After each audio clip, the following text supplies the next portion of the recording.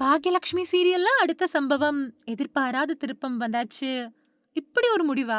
விஜய் டிவில ஒளிபரப்பாகி வரக்கூடிய பாக்யலட்சுமி சீரியல்ல அடுத்து என்ன நடக்க போகுது அப்படின்னு தகவல்கள் வெளியாயிருக்கு. அதாவது இந்த சீரியல்ல பாக்யா அப்புறம் கோபி 2 பேருமே கழுத்துல மாலையோட இருக்கக்கூடிய போட்டோஸ் இணையத்துல வெளியாகி இருக்கு. அது இனியாவோட கல்யாணத்துல எடுக்கப்பட்ட புகைப்படங்கள். அப்படின்னு தெரியுது.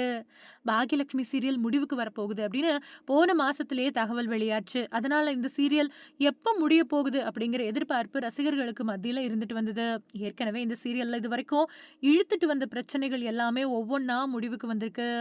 கோபிய 2வது கல்யாணம் செஞ்ச ராதிகா விவாகரத்து செஞ்சுட்டு விலகி போயிட்டாங்க. இதனால கோபி பாக்யா வீட்டுக்கு வந்துட்டாரு. ஆனா பாக்யா அடுத்தடுத்த பிரச்சனைகள் வந்து கோபிய மறுபடியும் வீட்ட விட்டு தொரத்திட்டாங்க. கோபியோட ஈஸ்வரியும் வீட்ட விட்டு கிளம்பி போயிருக்காங்க. அதே மாதிரி இனியா பாக்யாவோட தோழியான செல்வியோட மகன காதலிக்கக்கூடிய விஷயமும் குடும்பத்துக்கு தெரிய வந்து ரொம்ப பெரிய பஞ்சாயத்து நடந்துச்சு.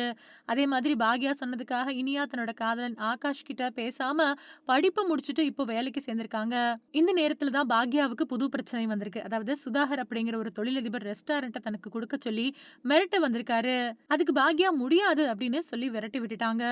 அந்த சீரியல்ல கோபி கேரக்டர்ல நடிச்சிட்டு இருக்கக்கூடிய நடிகர் சதீஷ் தன்னோட இன்ஸ்டாகிராம் பக்கத்துல சில புகைப்படங்கள வெளியிட்டிருக்காரு. அதுல பாக்யா அப்புறம் கோபி 2 பேருமே கழுத்துல மாலையோட இருக்காங்க. இதனால பாக்யாவுக்கு பிரச்சனையாயிட்டு வந்த சுதாகர் தன்னோட பையனுக்கு கோபி மூலமா இனியாவ பெண் கேட்பாரு அப்படின்னு தெரியுது.